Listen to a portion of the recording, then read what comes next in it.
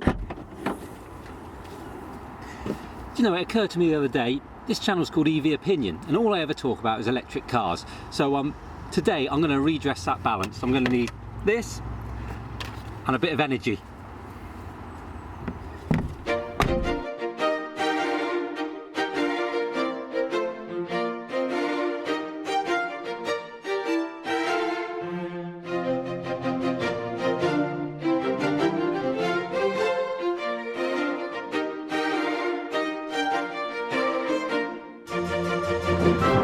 No, not like that. More like this.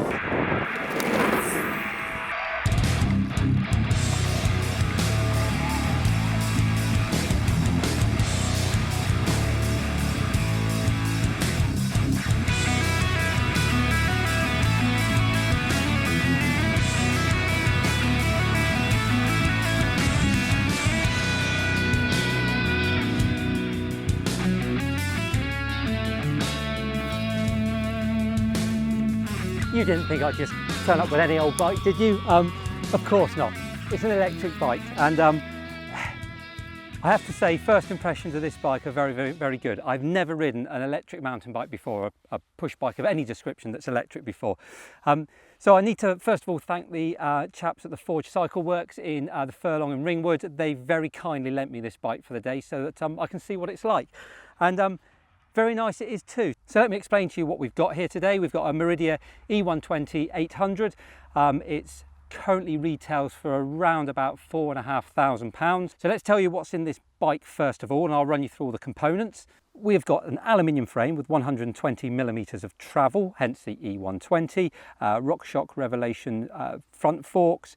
We've got RockShox Deluxe RT rear shock, Shimano XT and SLX drivetrain, SLX disc brakes all round, and something I've never used before, a dropper post on the saddle, which is great. It's just, I guess, like a hydraulic seat post that you can easily drop up, move up and down, depending what obstacles you're going over.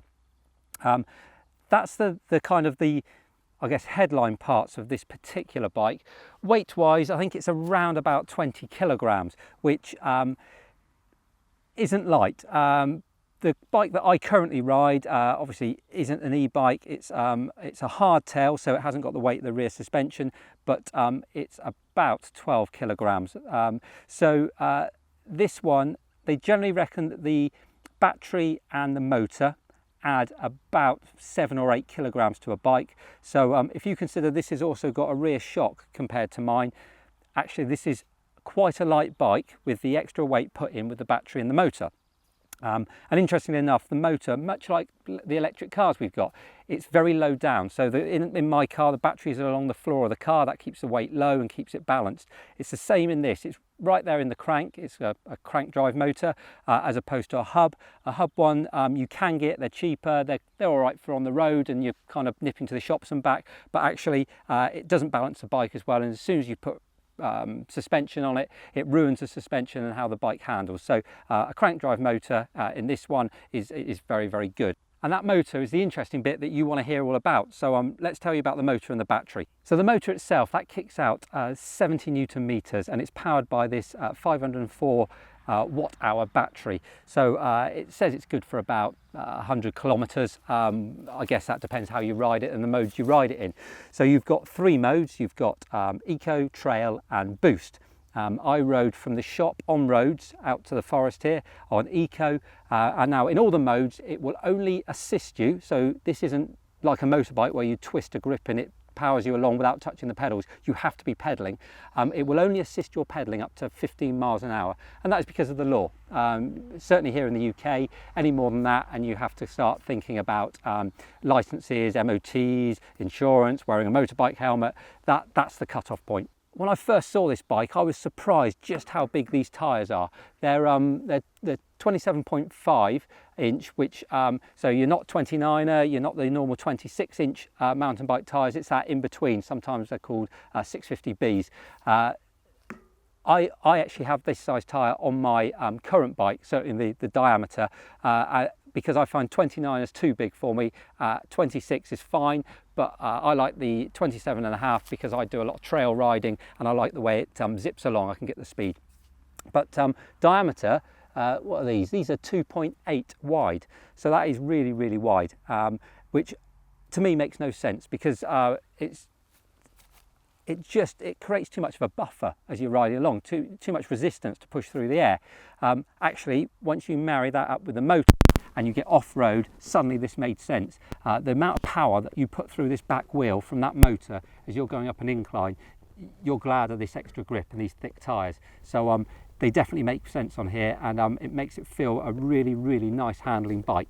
Now, when I was in the shop, the first question I said to, or I had for the chap in there was, what's the point? Why bother spending all this extra money? This is probably 3 times the cost of my current mountain bike, on something that's got a little motor in. Surely you want a mountain bike because it's exercise and to keep fit, and that's why we do it. Rather than give me an answer, he simply said, you ride it and come back and tell me what you think. So let's go for a ride and see if he's right.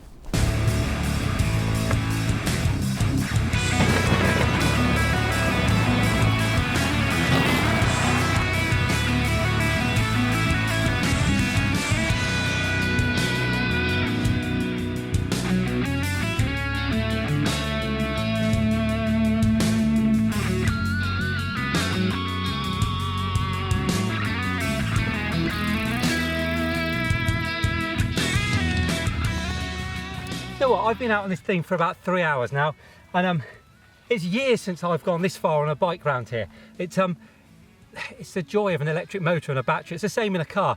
The trips that I do now in my car, because I can, because they cost me next to nothing, which I wouldn't have done in a petrol car, they're countless, the ones I've done over the years, and it gives you that freedom. Well, this is the same, not because it costs less, but because you expel less energy, so it's easier to go great long distances. There's parts of this area that I've never been to before, and I've just thought, well, I'll give it a go today because I'm passing a track, it looks interesting, I'll go down it.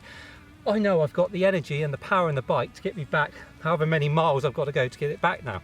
It gives you massive amount of freedom, and that's the one thing that's striking me more than anything today, and I'm thoroughly enjoying that.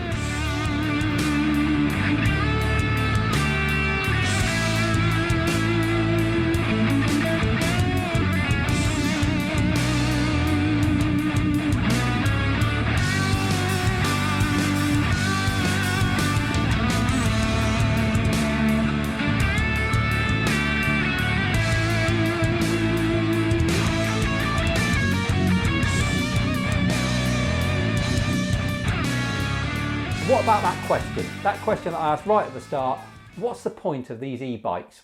Who would buy them? Why would you buy one? And I think I can answer it now.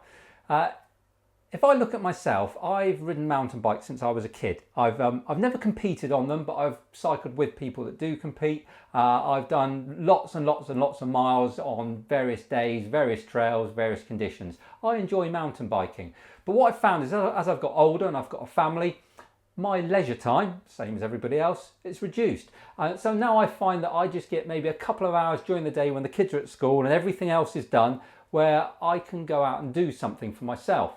And what I realised was I haven't been out on my mountain bike for months and months and months. And when I actually stopped to think about it, what I realised is because I've got such a short amount of time, I can't load the car up and go off out for the day and explore new places.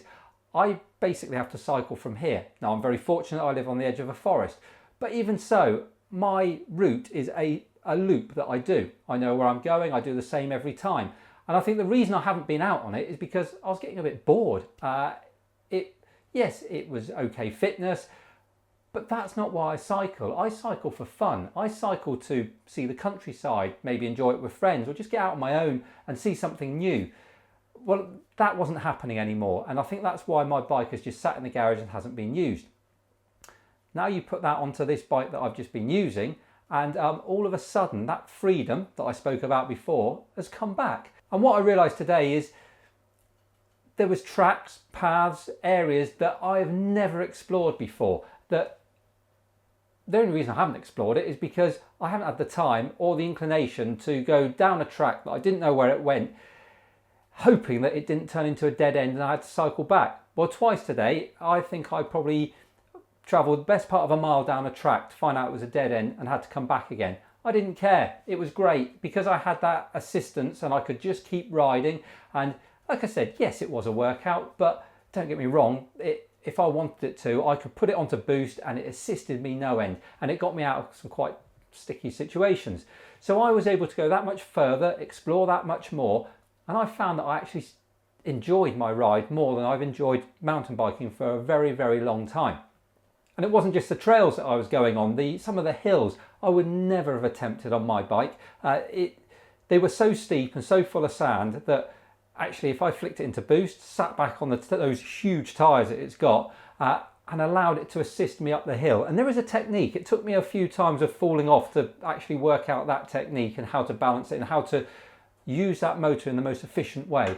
But I was powering up hills that I wouldn't dream of going up normally. I would have struggled to walk up some of them, let alone ride up them. And again, that opened out new areas to me and new tracks and new places to see. So that freedom that it gave me is exactly what those bikes are all about. All I can say, it was a lovely bike to ride.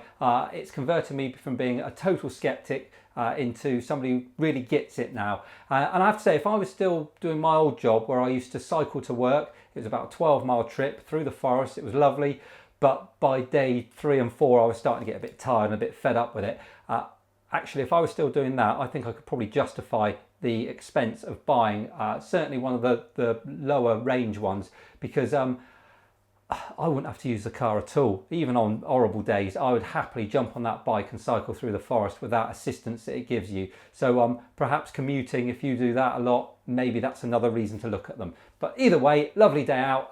Hopefully it's given you a bit of an insight and maybe opened your eyes to it as it did for me.